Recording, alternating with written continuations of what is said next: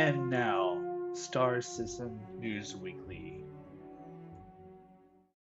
It had a little bit of a different sound motif going than the Elite News. All right, cool. A little more upbeat, maybe? Right off the bat, let's start off with a huge shout out to a show you guys should know called Sol Citizen. Sol as in Sol System, S-O-L, Citizen.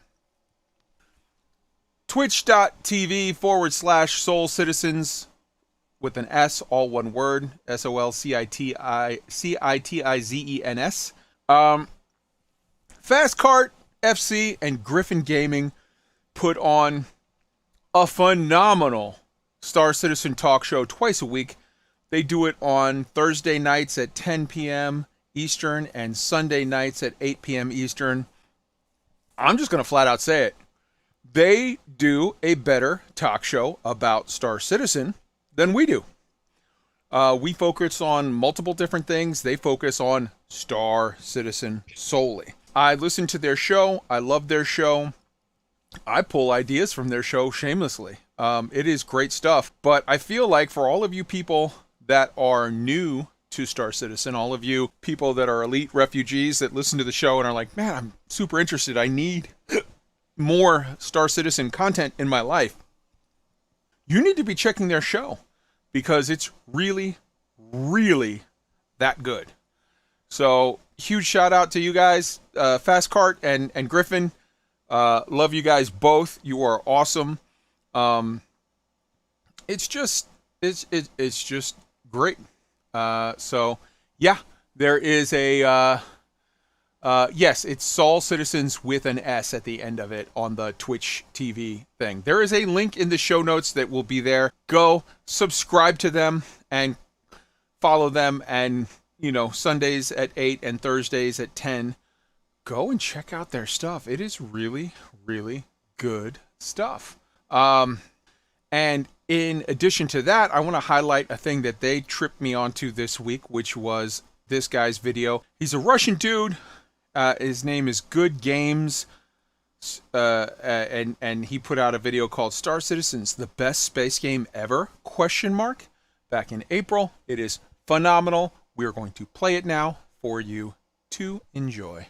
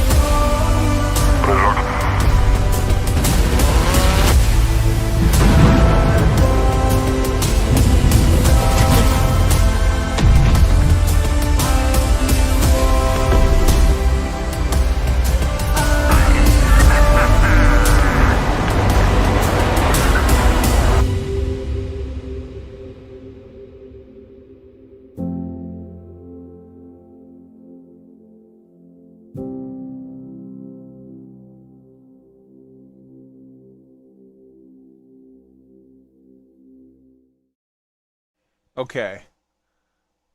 That was amazing. I feel the need to point out, because a lot of times people will say like, well, yeah, video game companies, they put out good videos, whatever. Yeah, that was made by a fan using in-game footage. All of that. In-game footage. That is what Star Citizen is. If you still don't get it, here's a quarter, buy a clue. Holy shit, that's wow.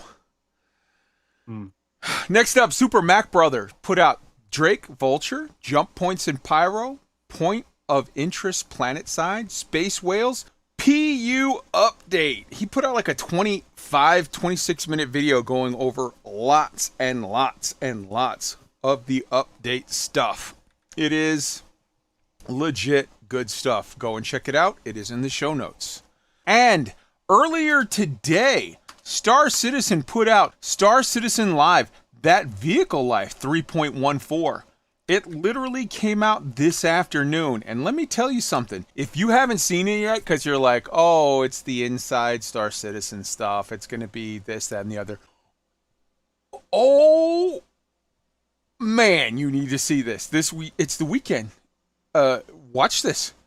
Because there are some things that were said in that video that I think are going to surprise the hell out of some people about changes with ships and things. Both changes that have come and changes that are coming. This is super, super awesome stuff. I see a guy in the chat, Merve, saying PTU is Wave 3 today, all backers. PTU has been in open. It was in Wave 1, and then it moved into... yes, it is open to all backers of the PTU. So you can go see Cloud City and whatnot. As I said at the top of the show, there is phenomenal stuff going on right now. Now, this brings us to 3 or 4 points that I'm going to hit up that are in sort of set up for the discussion topic for Star Citizen this week. Okay, right off the bat, let's start off with the fact that the CitizenCon 2951 announcement, just 2951 is 2021. It's there, yeah, that's how that works.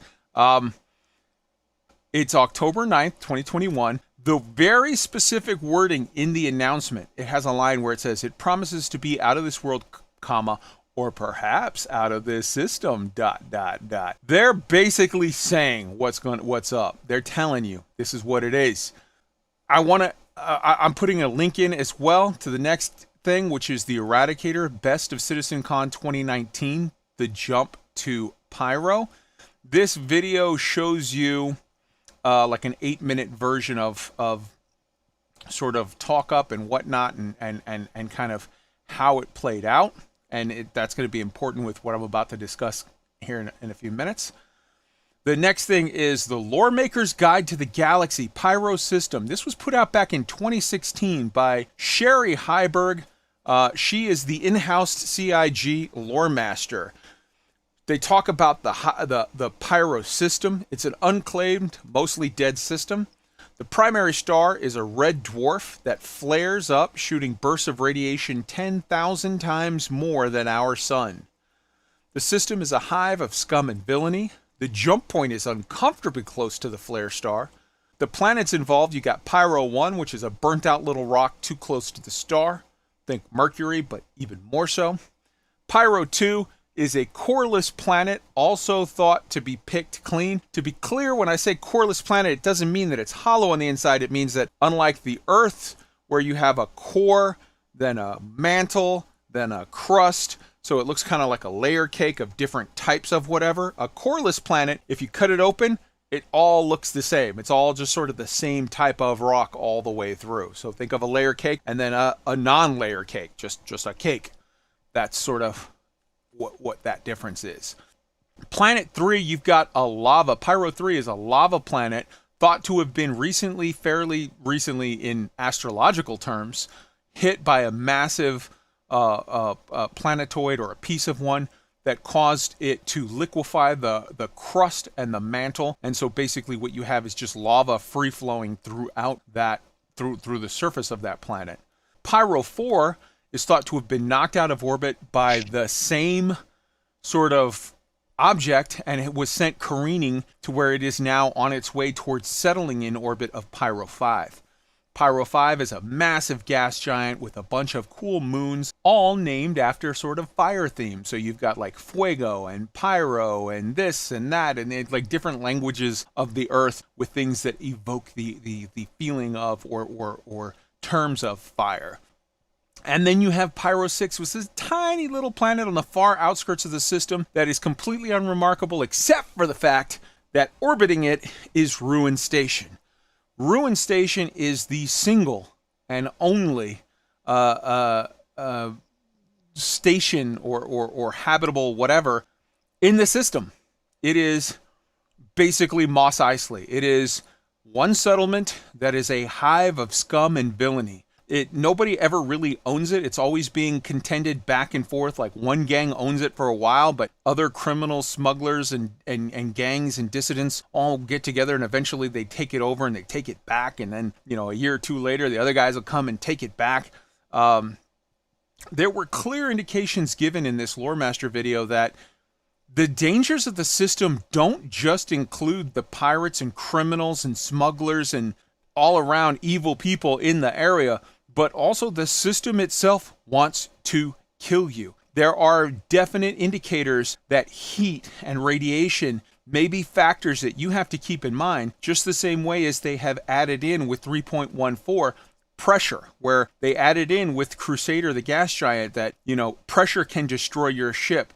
It wasn't explicitly stated, but it was very strongly hinted that radiation flares or heat from a coronal mass ejection or what have you could cause, actual harm, maybe in your ship, maybe out of your ship. Who knows? But it's interesting, it's exciting, and it's the cool kind of level of gameplay where it's like, yeah, it's not just pirates that are going to get you. It could also just be nature. I think that's amazing.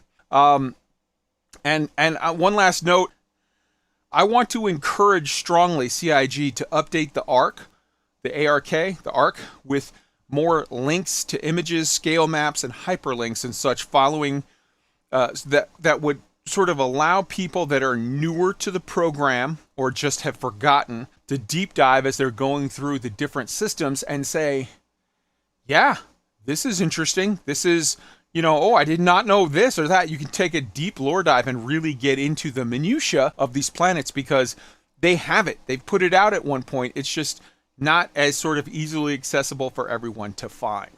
So all of those issues, those last 4 topics, take me to the Star Citizen discussion topic for this week. Star Citizen... Well, actually, wait, hold on. Let me stop. Let's do this right. Does anybody have any commentary on any of the points before we get to the discussion topic? And leave out what the discussion topic is, but any other points on the videos, Sol Citizen, Super Mac Brother, the SC Live today with the vehicle stuff, anything at all that they want to add? I would just say, the cinematics of the asset we played, the best space game ever, that was incredible. Good games is the content. Good games, yeah. And I watched the Loremaker's Guide to the Galaxy. That was there's just so many levels to that, right? Like so many game mechanics that honestly we don't have an Elite that are just fascinating. I think there's just so many ways to imagine game loops and fun emergent stuff around all that. So I was super jazzed by that.